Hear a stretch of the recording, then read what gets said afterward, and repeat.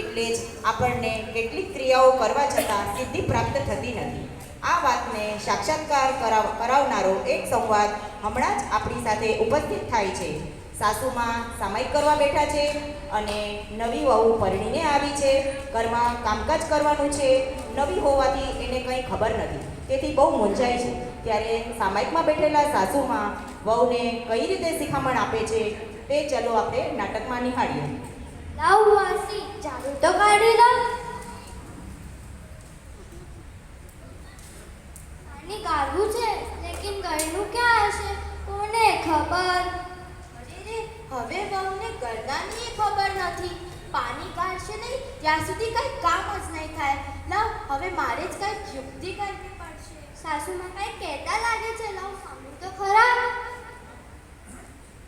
મારે પાર્શ્વ પ્રભુનું શરણું, ખીટીએ લટકે છે ગરણું.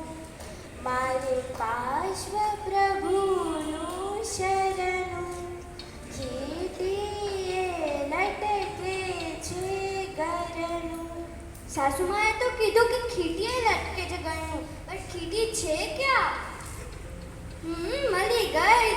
લાવ લઈ લો, એટલે તો મારું આગળનું કામ થશે.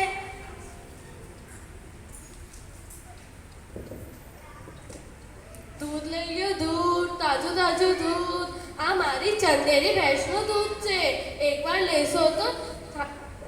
લેશો તો ચાકતા રહી જશો. તમારા રોજના ગ્રાહક બની જશો. અમારા દૂધમાં કાંઈ મિલાવટ નથી. અગર તમે આનાથી દૂધ પાક ને તો ખીર બનાવશો તો આંગળા ચડતા રહી જશો. દૂધ તો હું સારું દઈશ, પણ પૈસા પણ હું રોકડા લઈશ. બેન, તમને દૂધ જોઈએ છે? હા, દૂધ તો જોઈએ છે, પણ કેટલું લેવાનું? કઈ વાંધો નહીં, હમણાં જ સાસુમાં કહેશે. અરે રે, જો તો બિચારી કેવી મૂંઝાય છે.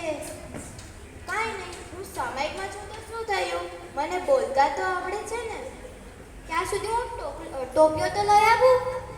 મારે પાર્શ્વ પ્રભુની મહેર, દૂધ લેજો સવા શેર.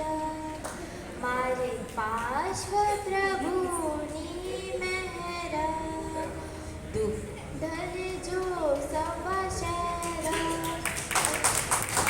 અચ્છા, સમજી ગઈ. મને સવા શેર દૂધ લેવાનું છે.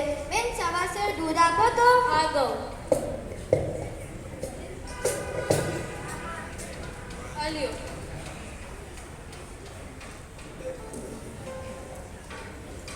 બકાલો લઈ લ્યો, બકાલો.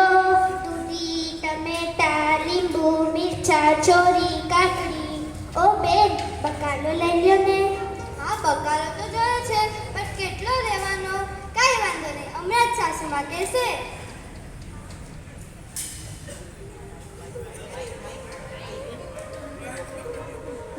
એ શું કરે? હવે નવી આવી છે, એને ક્યાંથી ખબર હોય? ત્યાં સુધી હું ટોપી તો લઈ આવું. કાંઈ નહીં, એ મારી બહુ છે તો શું થયું? હું તો એને મારી દીકરી જ દેખે છે ને, એટલે મને એને શીખવાડવું તો પડશે ને.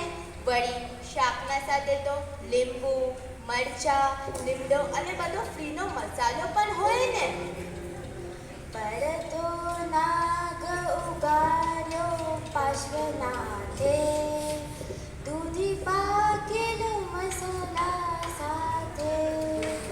પરતો નાગ ઉગાડ્યો પાર્શ્વનાથે, દૂધી પાકેલું મસાલા સાથે. અચ્છા, સમજી ગઈ. 5 કિલો દૂધી અને થોડોક મસાલા લેવાનો છે. બેન, 5 કિલો દૂધી અને થોડોક મસાલો આપો. અલ્યો, ટી અને મસાલો ફ્રી.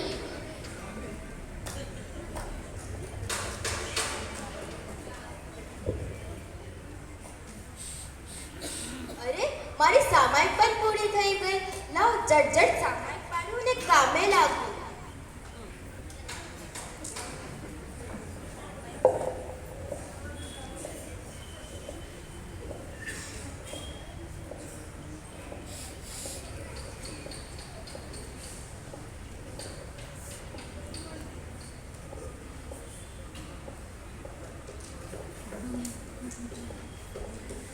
સાસુમાં સામાયિક પાડે છે.